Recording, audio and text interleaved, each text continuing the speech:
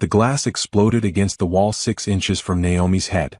She stood frozen, feeling tiny shards rain down on her shoulders like sharp snow. Her husband Trevor's face was twisted into something she barely recognized. Behind him, his mother Gloria stood with her arms crossed. His sister Tamara held a smug smile, and his brother Kenneth looked away like he wished he was anywhere else. "You're being selfish," Trevor shouted. "It's just a house, Naomi. Just a house." The words made her stomach turn. Her grandmother's house, the Victorian she'd grown up visiting every summer, where she'd learned to bake bread and plant roses and feel safe, was not just a house. Grandma Rose had left it to Naomi specifically. Not to Trevor. Not to his family. To her. "I said no," Naomi repeated, her voice steadier than she felt. "This is my inheritance. My grandmother wanted me to have it." Gloria stepped forward, her expensive perfume filling the room. "Your grandmother would want you to share with family. Trevor is your husband. That makes us your family." Naomi wanted to laugh at that. In 5 years of marriage, Gloria had criticized everything from Naomi's cooking to her career to her natural hair. Tamara had borrowed jewelry and never returned it. Kenneth had asked for money 3 times last year alone. Family didn't feel like the right word for what they were. "I'm not signing anything," Naomi said firmly. She looked at Trevor, searching for the man she'd married. "I told you this already. Why did you bring them here?" Trevor's jaw clenched. "Because you're not listening to me. My mother needs a place to stay. Tamara's lease is up next month. Kenneth is between jobs. We have space." "In my house," Naomi interrupted. "You want me to sign papers giving your family access to my property?" "Our property," Trevor corrected. "We're married." "Inheritance isn't marital property," Naomi said. She'd looked it up after Trevor first suggested this idea 2 weeks ago. "My lawyer confirmed it." Trevor's face went dark red. "Your lawyer? You went to a lawyer behind my back.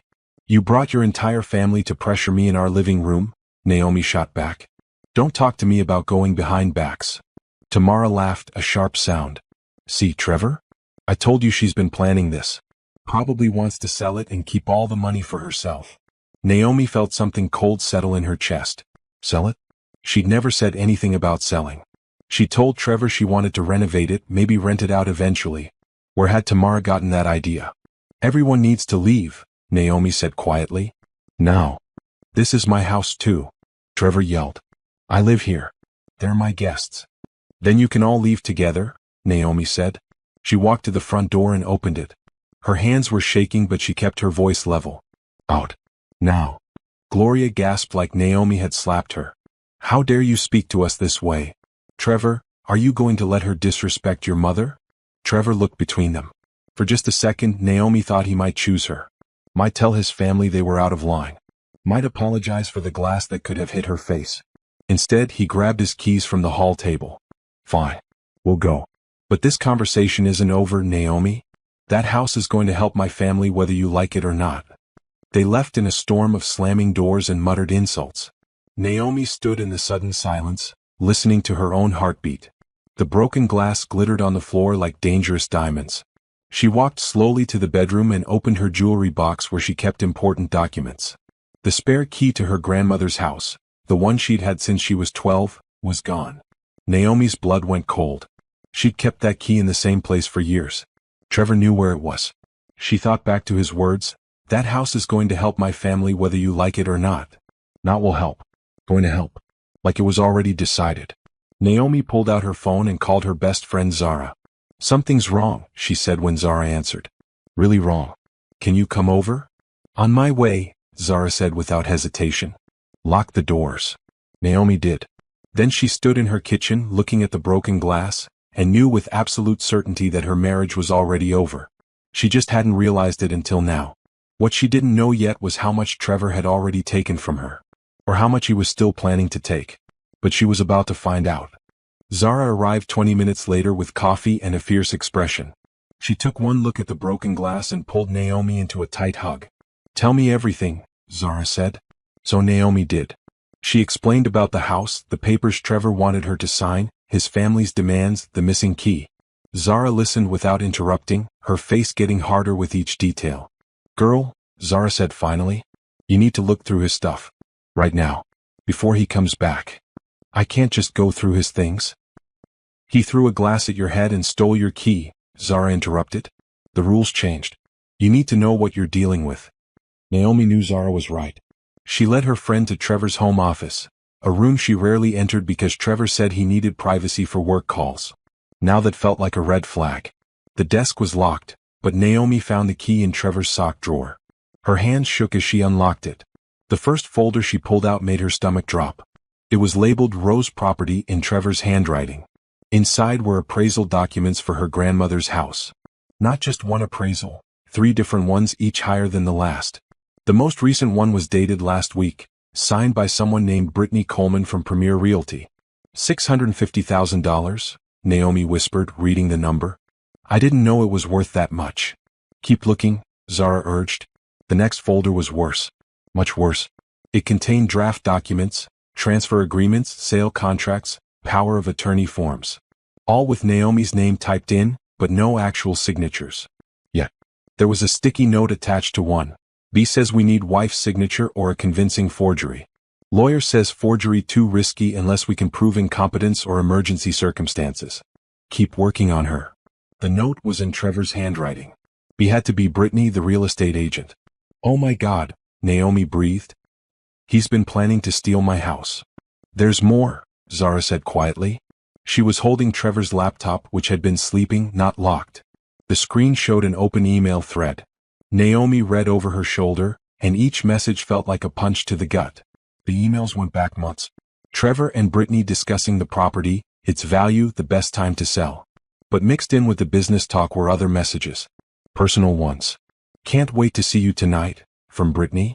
Naomi's working late. Come over around 8, from Trevor. Once we sell the house and I leave her, we can finally be together, Trevor had written just 3 days ago. Naomi sat down hard in Trevor's desk chair. She couldn't breathe right. 5 years of marriage. 5 years of believing he loved her. And he'd been planning to steal from her and leave her. How long, she whispered. How long has this been going on? Zara scrolled through the emails. Based on these, at least 8 months. Maybe longer. 8 months. Naomi thought back. 8 months ago, Trevor had suddenly become very interested in her grandmother's house. He'd asked to see the deed, said he wanted to make sure it was properly documented for insurance purposes. She trusted him. Given him copies of everything. He'd used that trust to plan this betrayal. There's a text thread too, Zara said gently. She pulled up Trevor's messages. The conversation with Brittany was extensive. Flirty messages mixed with business planning. Photos Naomi didn't want to see. Plans for a future that involved Naomi's money but not Naomi. But there were other conversations too. Trevor and his mother discussing how to convince Naomi. Trevor and Tamara laughing about how they'd almost gotten her to sign. Trevor and someone named Rick, apparently a lawyer, discussing the legality of various schemes. He involved his whole family, Naomi said. Her voice sounded hollow. This was a plan. A real plan to steal everything my grandmother left me. Not steal, Zara corrected firmly. Attempted theft. Past tense. Because you didn't sign anything and now you know what he's doing. Naomi looked at her friend. What do I do? First, we document everything. Take photos of all these papers, all these emails, all these texts. Then you call a lawyer. Not just any lawyer, the best divorce lawyer you can find. And you prepare to burn his world down. Zara's fierce loyalty should have made Naomi smile, but she felt too numb. Her marriage was a lie. Her husband was a thief and a cheater. His family had been helping him plot against her. I need to secure the house, Naomi said suddenly. What if they've already made copies of that key? What if they're planning to go there and, I don't know, stage something to claim it's unsafe or that I'm neglecting it? Good thinking, Zara said. We'll call a locksmith tomorrow. Change every lock. Install cameras. Make it a fortress. Naomi nodded. She pulled out her phone and started taking photos of every document, every email, every text message. Her hands were steadier now. The initial shock was wearing off, replaced by something colder and harder. Trevor had made a terrible mistake. He'd thought she was weak. Thought she'd just give up and give in. He was about to learn exactly how wrong he was. Naomi barely slept that night. Zara stayed over, refusing to leave her alone. They'd spent hours documenting everything, taking photos, making copies, organizing evidence into folders. By midnight, Naomi had a USB drive full of proof and a plan starting to form. Trevor came home around 2 in the morning. Naomi pretended to be asleep, listening to him move around the house. He didn't come to bed right away. She heard him in his office, then on the phone speaking in low tones. In the morning she acted normal. Made coffee. Said good morning. Didn't mention the glass or the fight or what she'd discovered. Trevor seemed surprised by her calm demeanor. Look, he said, attempting kindness. I'm sorry about yesterday. I shouldn't have lost my temper. But we really need to talk about the house situation. My family needs help and we're in a position to provide it. Naomi sipped her coffee and smiled. Let's talk about it this weekend. I need to think through everything. Trevor's face brightened. He thought he was winning. That's all I'm asking for. Just consideration. We're partners, right? Right? Naomi said. The lie tasted bitter, but she kept smiling. After Trevor left for work, Naomi called in sick to her job at the medical billing company. Then she called Patricia Malone, the lawyer Zara had recommended. Patricia was known for handling difficult divorces and protecting women's assets. I can see you this afternoon, Patricia said after hearing the basics. Bring everything you have. Naomi spent the morning organizing her evidence. Then she drove to Patricia's office in the financial district, a sleek building that screamed success. Patricia herself was a sharp-dressed woman in her 50s with kind eyes and a firm handshake. Show me what you've got, Patricia said. Naomi laid it all out. The stolen key, the forged documents, the affair, the emails plotting to steal her inheritance. Patricia's expression grew more serious with each revelation. This is bad for him, Patricia said finally. Very bad. Attempted fraud, theft, adultery. In this state, fault still matters in divorce proceedings. And if he's working with a lawyer on forgery attempts, that lawyer could be disbarred. What do I do? Naomi asked. First, we secure everything. Your inheritance is protected because it's separate property, but we need to make sure he can't access it at all. Second, we document his attempts at fraud, which you've already done beautifully. Third, we file for divorce and pursue criminal charges for the attempted theft. Criminal charges? Naomi hadn't thought that far. He conspired to forge your signature and steal property worth over $600,000, Patricia said firmly. That's felony fraud. You can choose whether to press charges, but having that option gives you leverage. They spent 2 hours going over strategy. Patricia gave Naomi a list of immediate actions. Open new bank accounts he couldn't access, change passwords on everything, install security at the house, gather financial records.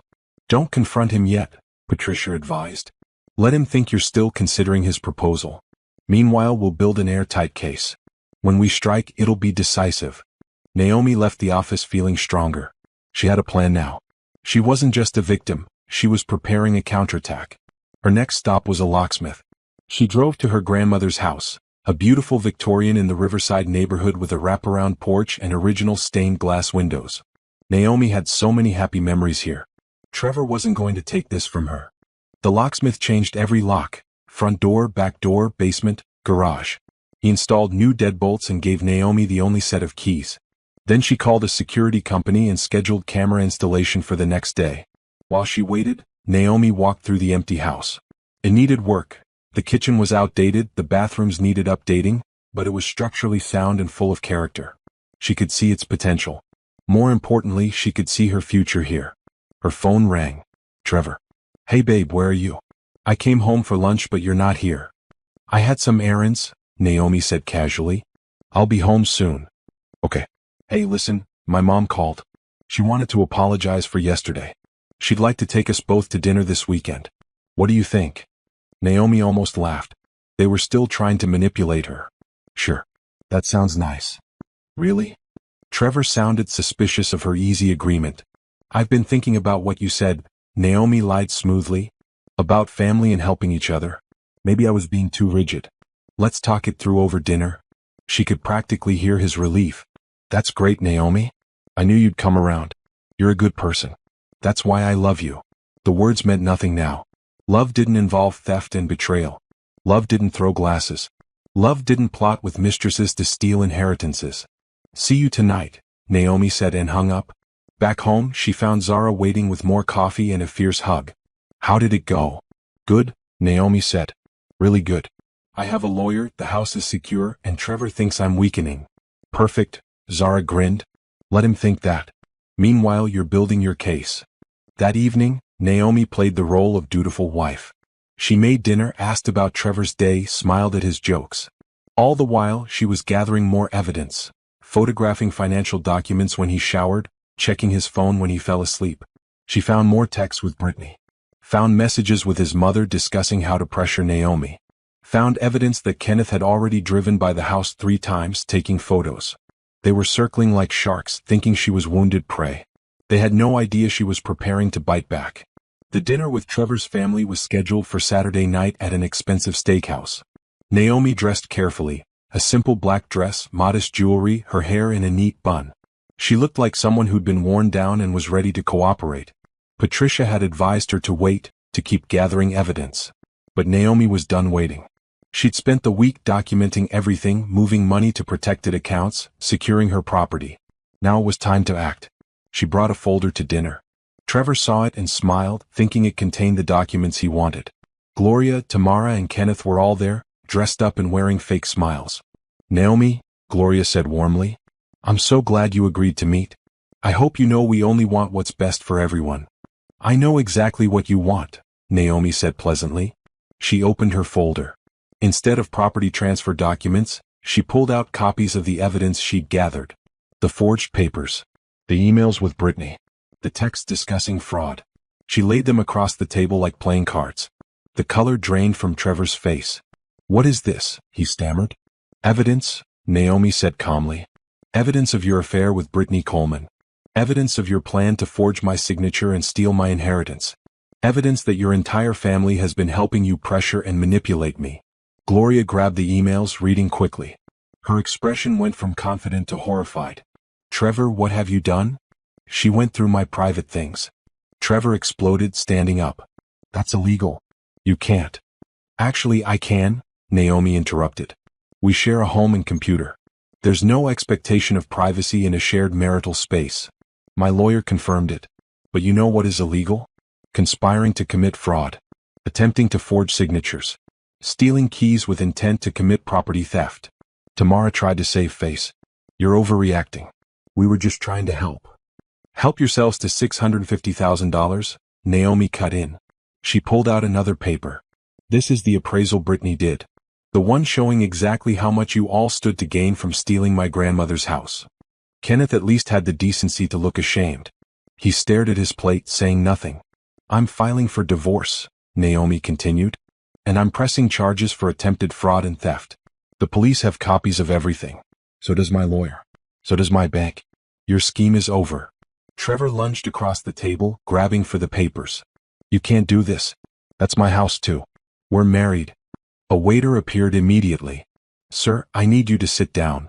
You ruined everything." Trevor shouted at Naomi, ignoring the waiter. His face was red, his eyes wild. "That house was supposed to save us. My family needs that money. You're being selfish." "Selfish?" Naomi stood up, her voice still calm but her eyes blazing. "You cheated on me. You plotted to steal from me. You threw a glass at my head. And I'm selfish for protecting what's mine." Gloria tried one last manipulation. "Please, Naomi. Think about this. Divorce is so ugly. Can't we work this out as a family?" "We're not family," Naomi said firmly. "We never were. You've criticized and used me for 5 years. You've borrowed money you never repaid. You've taken jewelry you never returned. And when my grandmother died and left me something valuable, you immediately started scheming to take it. That's not family. That's theft." She pulled out another envelope. "These are divorce papers. You're being served, Trevor. And this," she handed him a second envelope, "is a restraining order application. If you come near me or my property, you'll be arrested." Trevor's hands shook as he opened the envelopes. "You can't do this. I'll fight you. I'll get a lawyer who'll tear you apart." "Good luck with that," Naomi said. "You might want to use a different lawyer than Rick Henderson, though. He's being investigated for ethics violations related to helping you plan forgery. I sent the Bar Association copies of your emails with him." She gathered her things and stood. The entire restaurant was watching now, but Naomi didn't care. Let them watch. Let them see what happened when someone tried to steal from her. "Goodbye, Trevor," she said. "I hope Brittany was worth it. By the way, she's losing her real estate license. Conflict of interest and ethics violations. I filed a complaint with the Real Estate Commission too." As she walked out, she heard Gloria hiss at Trevor, "You idiot. You've destroyed everything." For once, Naomi agreed with her former mother-in-law. Outside, Zara was waiting in her car as planned. Naomi slid into the passenger seat and finally let herself shake. "How do you feel?" Zara asked gently. "Scared," Naomi admitted. "And angry. And relieved." "Is that normal?" "Completely normal," Zara assured her. "You just took your power back. Of course you're feeling everything at once." Naomi's phone started ringing. "Trevor." She declined the call. He tried again. And again. Then texts started flooding in. "How could you humiliate me like that? We need to talk about this. You're making a huge mistake. I can explain everything. Brittany means nothing. I love you." Naomi blocked his number. Then she blocked Gloria, Tamara, and Kenneth too. She'd said everything she needed to say. Now it was time to let the lawyers handle the rest. The divorce proceedings started exactly how Patricia predicted. Messy and aggressive. Trevor hired Gordon Shaw, a lawyer known for fighting dirty and dragging cases out. Within a week, Naomi was served with counterpapers claiming she'd stolen marital assets, hidden money, and was mentally unstable. "Standard intimidation tactics," Patricia said when Naomi called in a panic. "He's trying to scare you into settling. Don't let it work." But it was scary. Trevor was demanding half the value of the house despite it being her inheritance. He claimed he'd contributed to its maintenance, which was a lie, since she'd paid all the property taxes and insurance herself. He even argued that his emotional support during her grandmother's illness entitled him to compensation. "The man has no shame," Zara said as they reviewed the latest filing. The worst part was the smear campaign. Brittany, apparently bitter about losing her license, started posting on social media. She didn't use names, but her story, about a jealous, controlling wife who destroyed an innocent relationship, was clearly about Naomi. She portrayed Trevor as a victim of a manipulative woman who wouldn't share her wealth. Some people believed it. Naomi started getting nasty messages from strangers. People she barely knew from Trevor's work circle unfriended her. His family was telling anyone who'd listen that Naomi had abandoned Trevor in his time of need. "Don't read that garbage," Zara advised. "People who believe lies without hearing your side aren't worth your energy." Naomi tried to follow that advice, but it hurt. She'd lost her marriage, and now she was losing her reputation too. Some nights she lay awake wondering if she should have just kept quiet, just signed the papers, just made the problem go away.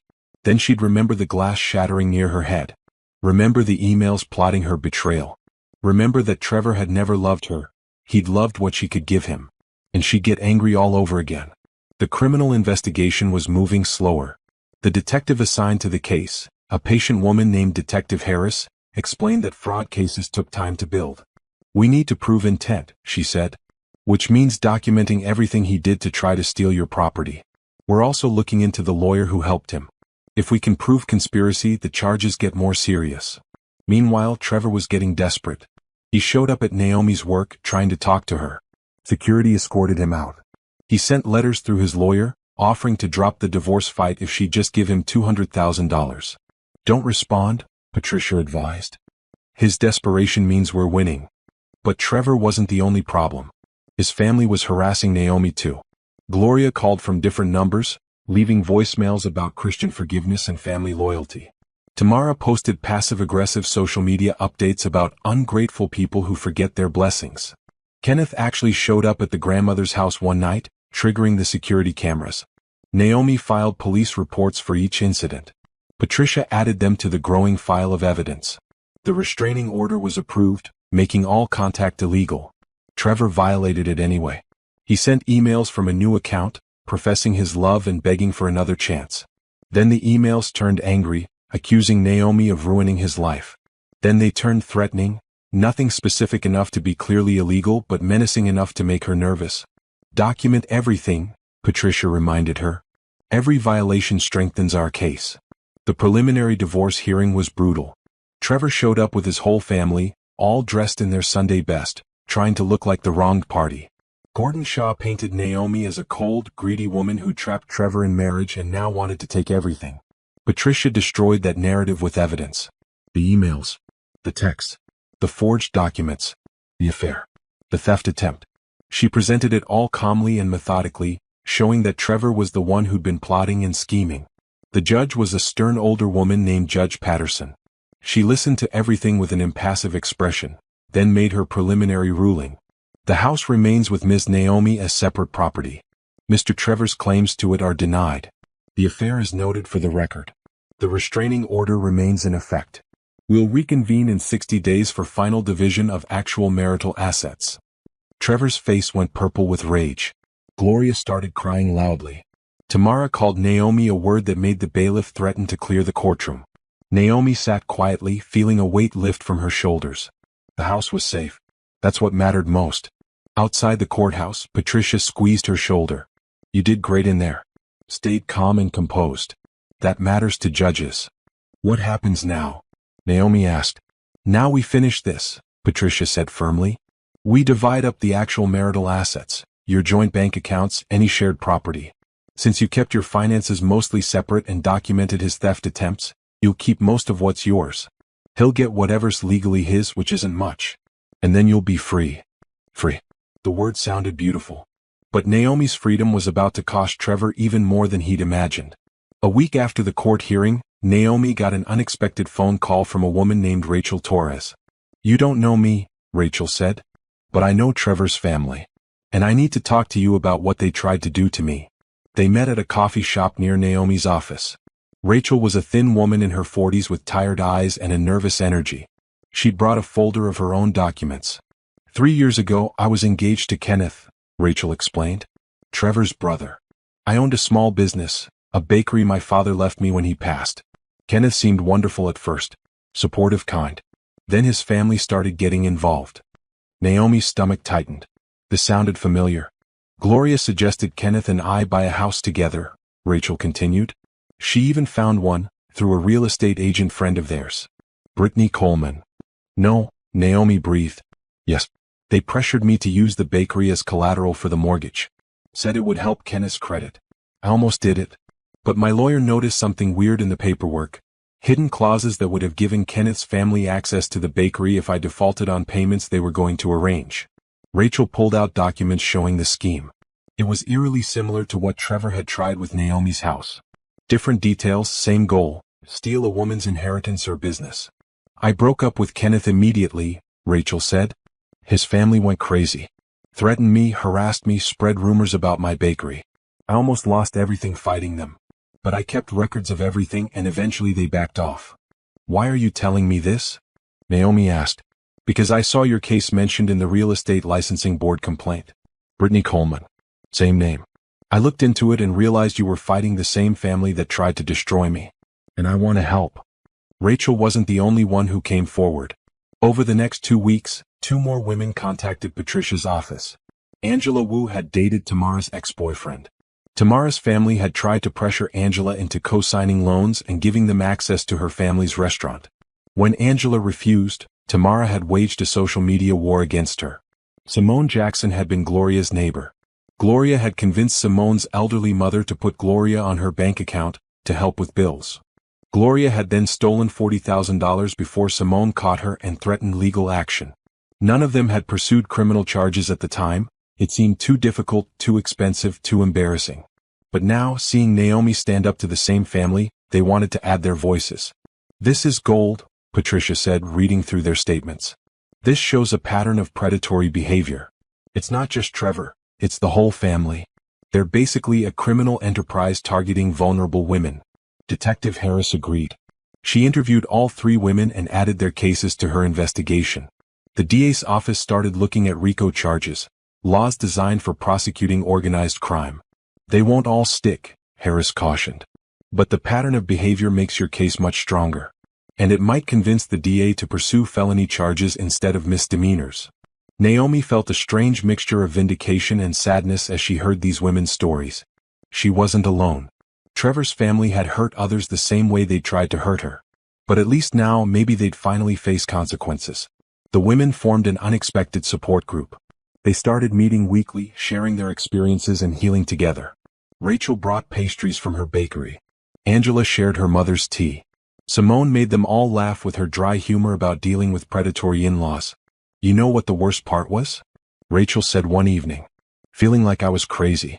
Like maybe I was being paranoid or too suspicious. They're so good at making you doubt yourself. Yes. Angela agreed. When I tried to tell people what was happening, they said I was overreacting. That I was being too sensitive about family dynamics. They use family like a weapon, Naomi said. Like we're supposed to let them steal from us because we're related by marriage or proximity. Not anymore, Simone said firmly. We're family now. Real family. The kind that actually supports each other. It was true. These women understood what Naomi was going through in a way even Zara couldn't fully grasp. They'd been targeted by the same predators. They knew how it felt. But Naomi's strongest unexpected ally came from a different source entirely. Her 78-year-old neighbor at the grandmother's house, Mr. Gregory Johnson. Mr. Johnson had lived next door to Naomi's grandmother for 40 years. He'd watched Naomi grow up visiting the house. And he'd been watching Trevor lately. That husband of yours has been coming around, Mr. Johnson told Naomi when she stopped by to check on the house. Even after you changed the locks. Saw him trying windows. Taking pictures. Meeting with some rough-looking fellas in a van. Rough-looking fellas? Naomi's heart raced. Yep. Had equipment, looked like tools for breaking in. I called the police but they were gone before anyone showed up. But I got pictures. He held up his phone with clear images of Trevor, Kenneth, and 2 other men examining the house. Mr. Johnson, this is evidence of attempted burglary, Naomi said. Can I send these to my lawyer? Course you can. Your grandmother would want me looking out for you. She knew you were special. That's why she left you this place. He patted her hand gently. Don't you let that boy take what's yours. Rose would roll over in her grave. Naomi hugged him, tears in her eyes. Her grandmother had always had great instincts about people. She'd never fully warmed to Trevor, though she'd been polite. Now Naomi understood why. Armed with new evidence and new allies, Patricia filed additional motions. Attempted burglary charges. Pattern of harassment. RICO conspiracy allegations against the whole family. Trevor's lawyer tried to claim it was all circumstantial. But between the photos, the testimonies from multiple women, and the documented electronic evidence, the case against Trevor and his family was getting stronger by the day. They're going to crack soon, Patricia predicted. The pressure is too much. My bet is Kenneth testifies against the others to save himself. He's the weakest link. She was right. Kenneth broke first, just as Patricia predicted. Facing potential felony charges for attempted burglary and fraud conspiracy, he made a deal with the DA's office. He'd testify against Trevor, Gloria, Tamara, and Rick Henderson, the lawyer, in exchange for reduced charges and probation. His testimony was devastating. Kenneth detailed how the family had been running property scams for years. How Gloria would identify vulnerable targets. Women with inheritances, recent widows, divorcees with assets. How Tamara would gather information through social media and casual conversation. How Trevor or Kenneth would get romantically involved with the targets. How Brittany would appraise properties and facilitate fraudulent sales. How Rick would draft deceptive legal documents. It was like a business, Kenneth told investigators. Everyone had a role. We'd split whatever we got. Mom coordinated everything. The recordings of his interviews were played in court. Naomi watched Trevor's face go from angry to desperate to completely broken. He'd thought his brother was loyal. He'd been wrong. Rick Henderson was disbarred immediately. The evidence of his participation in multiple fraud schemes was overwhelming. He tried to claim he'd been deceived by the family, but his own emails proved he'd knowingly drafted forged documents and given legal advice on how to commit fraud successfully. Brittany lost her license and was charged with fraud and conspiracy. She tried to flip on Trevor, claiming she'd been manipulated by him, but her own text showed she'd been an eager participant who'd specifically targeted wealthy women's properties for commission potential. Gloria was the only one who kept fighting. She maintained that she'd done nothing wrong, that she was just trying to help her family, that all these women were lying. But faced with testimony from Kenneth, Rachel, Angela, Simone, and Mr. Johnson's photos, even her lawyer advised her to take a plea deal. The criminal trials moved faster than the divorce. Trevor pleaded guilty to attempted fraud, conspiracy to commit theft, and violating a restraining order. He was sentenced to 3 years in prison with possibility of parole after 18 months. He stood in the courtroom looking 10 years older, his expensive suit unable to hide how much he'd diminished. Do you have anything to say to the victim? Judge Patterson asked. Trevor looked at Naomi. For just a second she saw something that might have been remorse. But then he said, I loved you. I just needed help. You could have helped me. Even now he couldn't accept responsibility. It was always someone else's fault. Gloria got 2 years. Tamara got 18 months. Rick got 5 years. Brittany got 3 years probation and a massive fine. Kenneth got probation and community service. The civil trial was almost anticlimactic after the criminal convictions. With Trevor a convicted felon, his claims to any of Naomi's property were dismissed immediately. The judge divided their minimal joint assets: a shared bank account with $8,000, a car that was mostly paid off, some furniture. Naomi kept her retirement account, her savings, her grandmother's house, and her dignity. The divorce was finalized on a Tuesday afternoon. Naomi signed the papers in Patricia's office and felt the last chain fall away. "How does it feel?" Patricia asked. "Like I can breathe again," Naomi said honestly. But the end of the legal battles wasn't really an ending, it was a beginning. Naomi stood in her grandmother's house, the Victorian that had caused so much conflict, and thought about what to do next. She'd taken a leave of absence from her medical billing job. The stress of the divorce and trials had been too much to handle while working full-time. She'd lived off savings and some money her grandmother had left her. But now she needed to figure out her future. Walking through the empty rooms, Naomi remembered Sundays baking with her grandmother. Remembered learning to garden, to sew, to budget, to be strong. Rose had been widowed young and raised 3 kids alone while running a catering business from this kitchen. She'd been tough and independent and kind. She'd left this house to Naomi for a reason. Sitting on the porch steps, Naomi called Rachel, Angela, and Simone. "Can we meet? I have an idea." They gathered that evening at the house. Naomi made coffee and laid out her thoughts. "You all helped me fight Trevor's family," she said. "You shared your stories even though it was painful. You showed me I wasn't alone. And I've been thinking, how many other women are going through this? Dealing with predatory in-laws, manipulative partners, threats to their property or businesses. Who's helping them?" "There are organizations," Angela said. "Domestic violence resources, legal aid." "But nothing specifically for this," Naomi said. "For women dealing with financial abuse, property theft schemes, families that prey on them. Nothing that combines legal help with emotional support and practical advice." "What are you suggesting?" Rachel asked. "I'm suggesting we create something," Naomi said. "A consulting service, maybe even a nonprofit eventually. We help women protect their assets, spot manipulation, understand their legal rights. We share our experiences. We connect them with good lawyers like Patricia. We teach them to be strong before the crisis happens." Simone's eyes lit up. "That's brilliant. We could have prevented so much pain if we'd known what to look for earlier." "Exactly," Naomi said. "And I have this house. We could use it as a meeting space. Offer workshops, consultations, support groups." They talked late into the night, planning and dreaming. Each woman brought different skills. Rachel understood business operations from running her bakery. Angela knew marketing and social media. Simone had experience with elder financial abuse prevention. Naomi had first-hand knowledge of property protection and divorce proceedings. By midnight they had a rough business plan. By the end of the week they had a name: Rose Protection Services, named after Naomi's grandmother. By the end of the month they had a website and their first client, a woman whose boyfriend was pressuring her to add his name to her house deed. Naomi sat with her and explained everything she'd learned, showed her the red flags, connected her with a good lawyer, helped her see the manipulation clearly. The woman left with tears in her eyes. "Thank you. I felt crazy for being suspicious. Everyone said I was being paranoid. But you believed me." "I know exactly how that feels," Naomi said.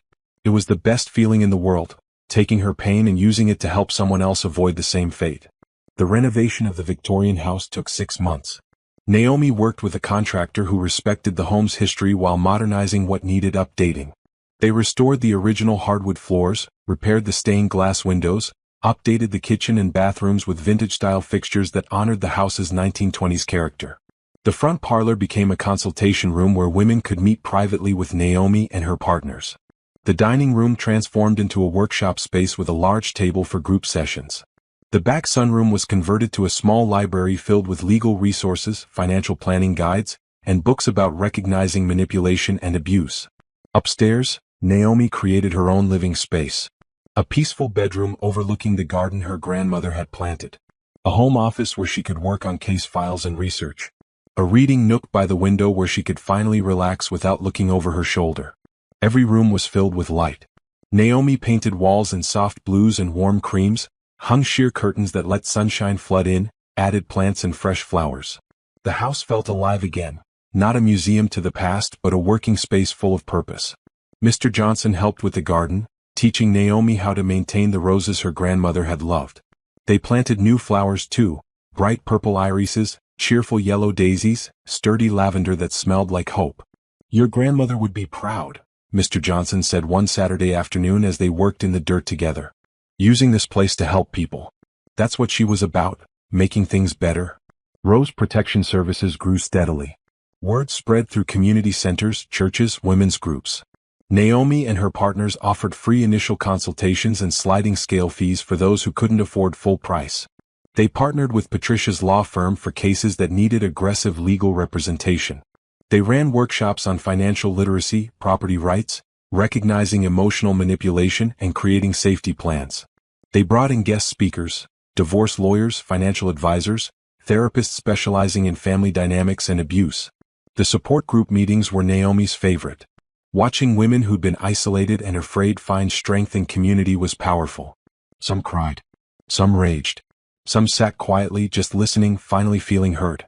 "I thought I was the only one," one woman said during a meeting. "I thought something was wrong with me for not trusting my husband's family."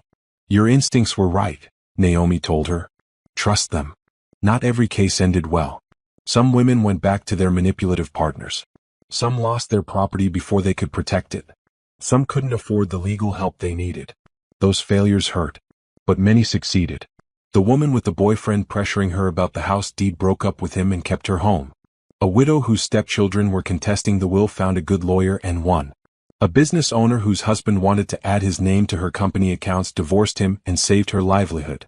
Each success felt like reclaiming a piece of what Trevor had tried to take from Naomi: her power, her voice, her ability to help. 6 months after opening, Rose Protection Services was featured in the local newspaper. "Former fraud victim helps women protect their assets," the headline read. The article told Naomi's story and highlighted the work they were doing. The publicity brought more clients and some unexpected donations. A women's foundation gave them a grant.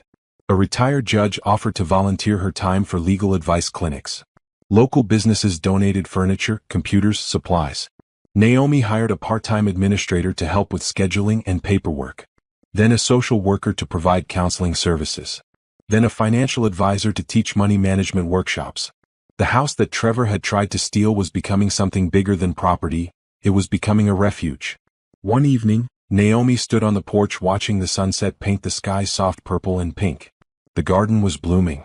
Inside, a support group was meeting in the dining room, women's voices rising in laughter and solidarity. Her phone showed appointment requests for the coming week. She thought about the day Trevor threw that glass. How terrified and alone she'd felt. How she'd thought her life was ending. Instead, it had been beginning. Her phone buzzed. A text from Zara: "Dinner tomorrow? Want to celebrate your 1-year divorce anniversary?" Naomi smiled. "Absolutely. My treat." Another text, this one from Rachel: "Client just left. She's filing for divorce tomorrow. She said meeting with you gave her the courage. Thought you'd want to know." Naomi's eyes filled with happy tears. This work mattered. She mattered. The house her grandmother left her had been more than an inheritance. It had been a foundation for a new life, a new purpose, a new understanding of her own strength. Trevor was in prison, his schemes exposed, his reputation destroyed. His family was scattered, facing consequences, no longer able to prey on vulnerable women. And Naomi? She was free. She was powerful. She was helping others find their own freedom and power. The Victorian house stood solid and beautiful behind her, its windows glowing with warm light. Not warm like the deceptive comfort Trevor had promised, but warm like truth, like safety, like women supporting women. Home, Naomi thought. This is finally home. 18 months after the divorce, Rose Protection Services had helped over 300 women. Some needed just a single consultation to understand their rights. Others required months of support through complicated legal battles. Each case taught Naomi something new about the ways people manipulate and the ways women find strength. The partnership with Patricia's law firm had formalized into a referral network. Patricia's firm handled the complex divorce and property cases at reduced rates for Rose Protection clients. In return, Naomi's team provided the emotional support and practical guidance that law firms couldn't offer. It was a perfect symbiosis. "You've created something special here," Patricia said during one of their monthly meetings. "I've been practicing law for 30 years, and I've never seen support this comprehensive for women going through financial abuse." They were expanding too. Angela had developed an online course about recognizing financial manipulation. It was bringing in revenue and reaching women across the country who couldn't visit the physical location. Rachel was writing a cookbook with proceeds benefiting the organization, Recipes for Independence, featuring her grandmother's baking recipes alongside stories of women who'd reclaimed their lives. Simone had started an elder protection program, working with nursing homes and senior centers to educate older adults about family members who might exploit them. Mr. Johnson had become their unofficial ambassador to the senior community, sharing his experiences watching Naomi fight Trevor's family. The house itself had become a hub of activity. Morning workshops on financial literacy, afternoon support groups, evening legal clinics with volunteer attorneys, weekend self-defense classes taught by a martial arts instructor who'd escaped her own abusive marriage. Naomi had even converted the attic into a small apartment for women in crisis who needed temporary housing while arranging divorces or restraining orders. It had housed 7 women so far, each one moving on to independent living after getting back on their feet. The work was exhausting but fulfilling. Naomi woke up every morning with purpose. She went to bed every night knowing she'd made a difference. The medical billing job was a distant memory, this was what she was meant to do. But success brought new challenges. A men's rights group had started protesting outside the house, claiming Rose Protection Services was anti-family and promoted divorce. Naomi had installed better security and hired an off-duty police officer to work events, but the harassment was unsettling. "Don't let them intimidate you," Zara said firmly. She'd started volunteering at Rose Protection too, using her project management skills to help organize programs. "They're angry because you're empowering women to leave bad situations. That threatens them." "I know," Naomi said. "But it's still scary sometimes." "You've faced scarier," Zara reminded her. "You faced Trevor. You faced court. You faced prison threats and property theft. A few angry guys with signs can't touch you." She was right. The protests actually brought more attention to their work. A local television news crew covered the story, interviewing Naomi and several women who'd been helped by Rose Protection. The segment went viral online. Donations flooded in. So did speaking requests. Naomi found herself traveling to women's conferences, church groups, college campuses, sharing her story and teaching others how to protect themselves. "You're becoming famous," Rachel teased after Naomi returned from a speaking engagement at a university 2 states away. "I'm becoming useful," Naomi corrected. "That's better than famous." The most surprising development came from an unexpected source. A publisher reached out about turning Naomi's story into a book. Not just her story, but a practical guide combining memoir with advice about recognizing manipulation, protecting assets, and rebuilding after betrayal. "I don't know if I'm a writer," Naomi told her team. "You write case notes and workshop materials all the time," Angela pointed out. "You tell your story to groups constantly. This is just a bigger platform." Naomi thought about it. A book could reach so many more women. Could warn them before they ended up in situations like hers. Could give them tools to fight back if they did. She signed the contract. Writing the book took a year. Naomi worked with a ghostwriter who helped organize her thoughts and experiences into chapters. She interviewed the women Rose Protection had helped, weaving their stories throughout. She consulted with lawyers, financial advisors, and therapists to ensure the advice was sound. The hardest part was revisiting her own pain, describing Trevor's betrayal, the glass shattering, discovering the fraud, the fear and humiliation of the court battles. But it was also cathartic. She was taking her worst experience and transforming it into something that could protect others. Shield Your Assets, Shield Your Heart, A Woman's Guide to Protection and Recovery, was published 2 years after Naomi's divorce. The launch event was held at the Victorian House, the space packed with supporters, clients, friends, and media. Naomi stood on the porch where she'd once sat alone and afraid, now surrounded by women she'd helped and women who'd helped her. She opened her book and read the dedication. "For Rose, who taught me that a house is only valuable if it shelters something worth protecting. And for every woman who's been told she's selfish for defending what's hers, you're not selfish. You're strong." The crowd erupted in applause. The book became a bestseller. Not huge numbers, but steady sales that kept it on lists for months. Women shared it in online groups, recommended it to friends, bought copies for daughters and sisters. Naomi's inbox filled with thank you messages. "Your book helped me see I was being manipulated. I recognized the red flags because of your story. I protected my inheritance because you taught me how." Each message was proof that her pain had purpose. Trevor was released from prison on parole after serving 18 months. Naomi heard through Patricia's office that he'd moved to a different state, was working construction, was apparently staying out of trouble. She felt nothing about it, not anger, not satisfaction, just complete indifference. He was no longer part of her story. Gloria had gotten out too, moved in with Tamara somewhere down south. Kenneth was still on probation. Rick had lost everything and was working as a paralegal. Brittany had moved away and was apparently selling insurance. Their lives had imploded while Naomi's had expanded. That was justice enough. Standing in her beautiful house, running a successful organization, helping women every day, Naomi realized she'd done more than survive Trevor's betrayal. She transformed it into something meaningful. She'd taken the worst thing that ever happened to her and used it to make sure it happened to fewer other women. That was power. Real power.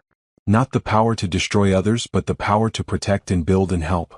And it felt better than revenge ever could. 2 years and 4 months after her divorce, Naomi stood in the garden of the Victorian house on a Sunday morning. The roses were in full bloom, heavy pink and white flowers bowing on their stems. Mr. Johnson had helped her add a fountain last month, and the sound of water was peaceful in the warm air. Rose Protection Services had just hired its 10th employee. They'd helped over 800 women. The book had sold 50,000 copies and was being translated into Spanish. Naomi was developing an app to provide instant resources for women in crisis. But today wasn't about work. Today was about celebration. Inside the house, her chosen family was gathering for brunch. Rachel had brought fresh pastries from her bakery, which had just opened a second location. Angela's family restaurant had catered the meal. Simone had made her famous fruit salad. Zara was setting up tables in the dining room, directing traffic like the natural organizer she was. Patricia arrived with her partner, bringing champagne. Mr. Johnson came from next door with roses from his garden. Other friends filled the space. Women Naomi had helped, volunteers who'd worked with Rose Protection, allies who'd supported her through the hard years. It was the 2-year anniversary of the organization's founding, and everyone wanted to celebrate how far they'd come. Speech, someone called as Naomi walked in carrying the flowers Mr. Johnson had cut. Everyone gathered around, faces smiling and expectant. Naomi felt her throat tighten with emotion. These people, this community she'd built from pain and determination, were her real family. "I'm not great at speeches," she started, and everyone laughed because they'd heard her speak at conferences and workshops dozens of times. "But I want to say thank you. 2 years ago, I was alone in a broken marriage, fighting a man who tried to steal everything from me. I was scared and angry and didn't know what my future looked like." She paused, looking around at the faces. "Now I know. My future looks like this. Like all of you. Like work that matters and relationships built on respect and a home that's actually safe. Trevor tried to take my grandmother's house. Instead, he gave me the push I needed to turn it into something she would have loved. A place where women help women." "To Rose," Patricia called out, raising her glass. "To Rose," everyone echoed, drinking to Naomi's grandmother's memory. The brunch was loud and joyful. People ate and talked and laughed. Plans were made for future programs. Success stories were shared. Someone brought out a guitar and music filled the house. Naomi moved through the rooms, listening to conversations, feeling the life and energy in every corner. This was what home was supposed to feel like. Not quiet and tense like her marriage to Trevor had been, but vibrant and genuine. In the afternoon, after most people had left, Naomi sat on the porch with her core team, Rachel, Angela, Simone, and Zara. "Can you believe how far we've come?" Rachel asked, stretching out in her chair. "Sometimes I still can't believe it's real," Naomi admitted. "Like I'll wake up and still be trapped in that marriage." "You're awake," Zara said firmly. "And you're thriving.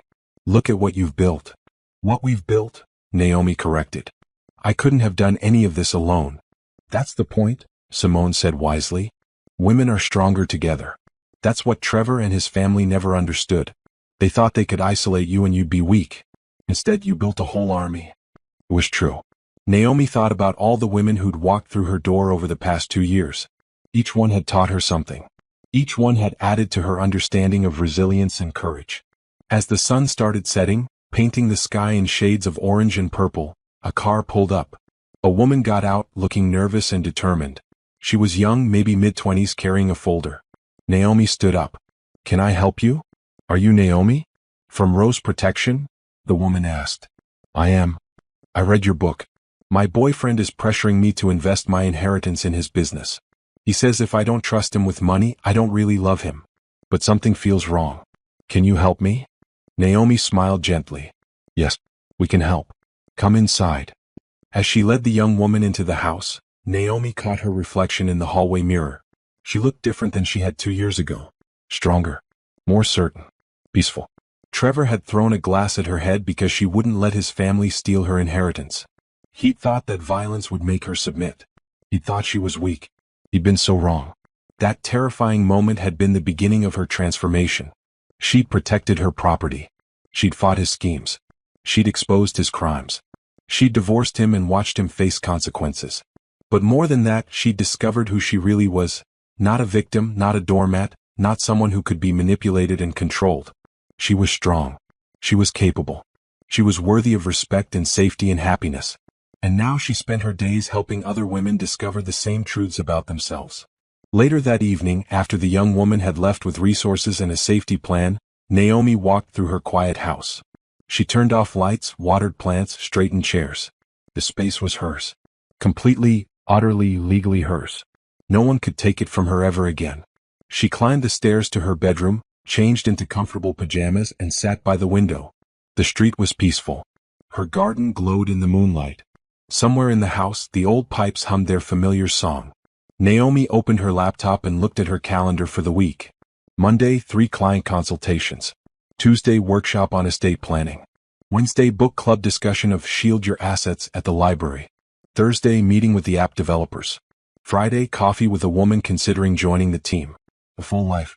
A purposeful life. A life she'd built from the ruins of betrayal. Her phone buzzed with a text from Patricia.